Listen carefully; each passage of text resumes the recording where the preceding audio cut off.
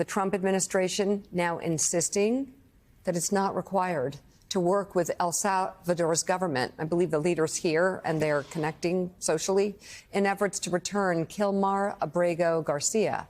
This is the Maryland man who everyone agrees was mistakenly deported last month. Everyone does not agree about the others, but the law says that all of this was done in a way that was completely without due process. But in terms of this man, in a 7-page filing, DOJ lawyers argued that the federal courts have no authority to direct the executive branch to conduct foreign relations in a particular way. They also argued that a Supreme Court ruling last week only requires federal officials to admit Abrego Garcia back into the country if he were to be released by the government of El Salvador. So, I want to engage everybody here, Pablo and Jean, especially given what we were talking about during the break. Yes. First of all of these deportations, which continue, I believe against a court ruling, are questionable. Some of these people may have a criminal past. Some of them may even have proven criminal pasts. Not all of them. Not all of them.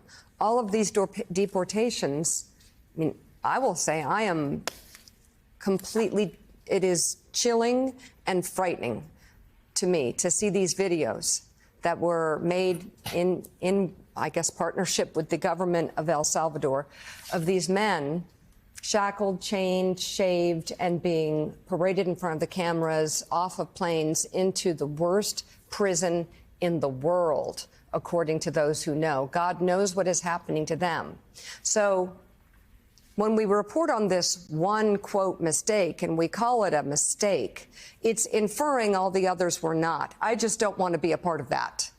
All of this is questionable and, I think, frightening.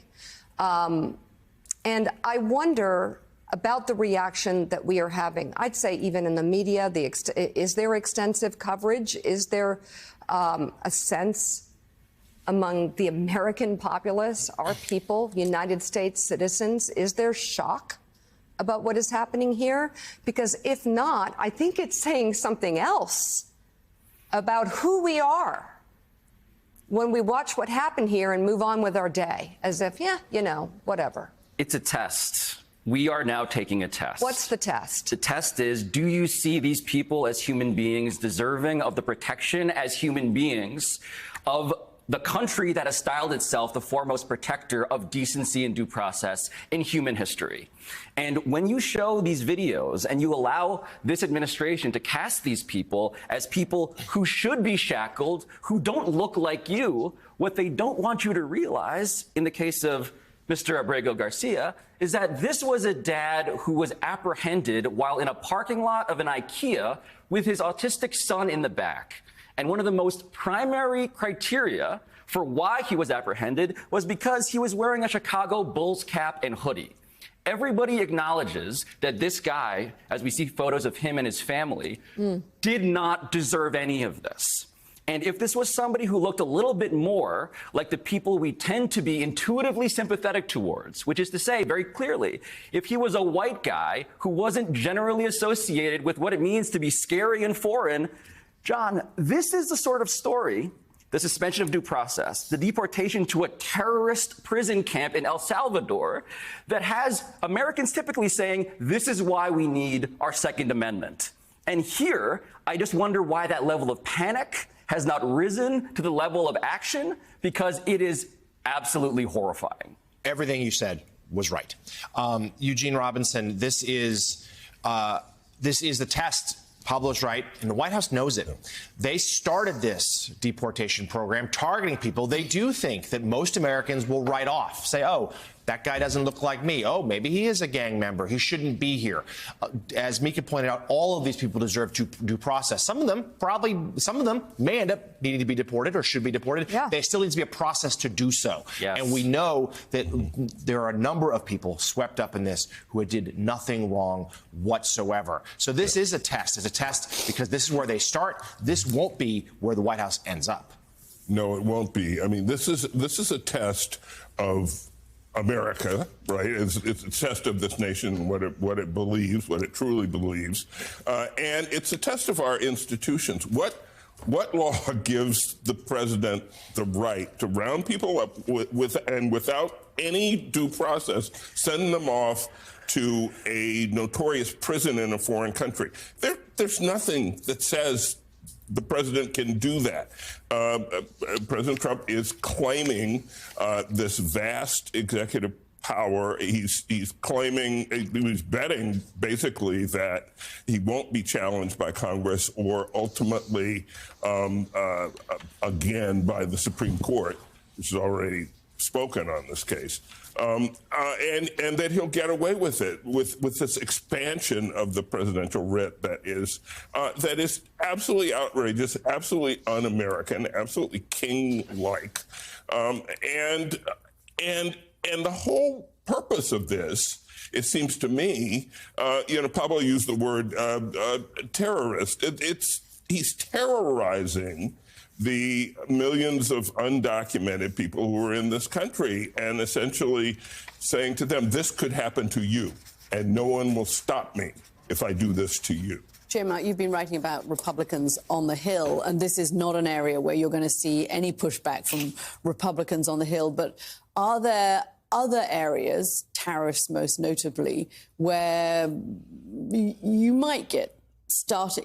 We might be starting to see more Congress playing the role we all thought Congress should play in the structure of American government. What's so striking about Congress right now is their sort of self-imposed emasculation. I mean, they have chosen silence, at least in public, on a number of issues. Obviously, Trump challenging the Constitution, challenging executive power on really every conceivable front, this being one of the most obvious examples, but hardly the only example.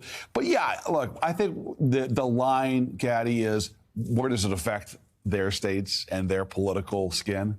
And obviously, you're talking about tariffs, and you're talking about what that can mean to their constituents, their donors, and the groups in their states. That tends to hit home because they hear about it in real time. They hear about it constantly. They hear about it on their phones themselves. Their staff's inundated with calls because why? Because it directly shapes them.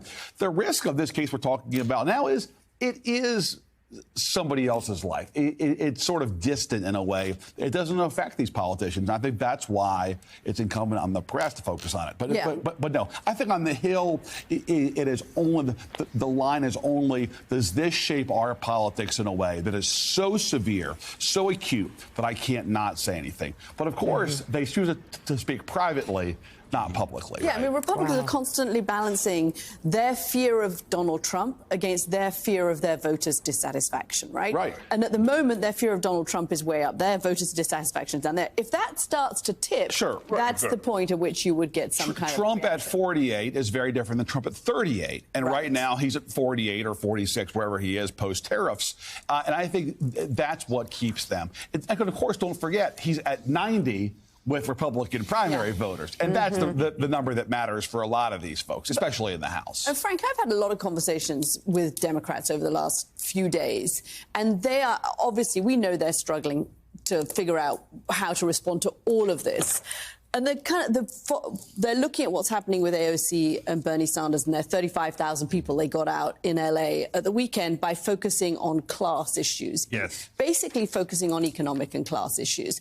Does that mean that Democrats, if they look at what Bernie Sanders and AOC and the success they're having getting people out, are increasingly thinking we go that way and actually we're just not going to talk too much about people being deported to El Salvadorian prisons? I mean, I think that's probably the lesson that they are internalizing. I mean, there's no doubt that the politics are pretty crystal clear, where, at least in the AOC Bernie Sanders case, you have the actual material facts moving in such a dramatic way to support their critique of a oligarchical, corrupt elite distorting American democracy to line their own pockets. That's actually happening. So it's not a surprise to me that their populism, I mean, you can't even call it populism because it is such a fair description of what's happening in our country. And Carville again weighed in this morning with his, returning to this theme that he's had, which is Democrats, the Republicans, Trump administration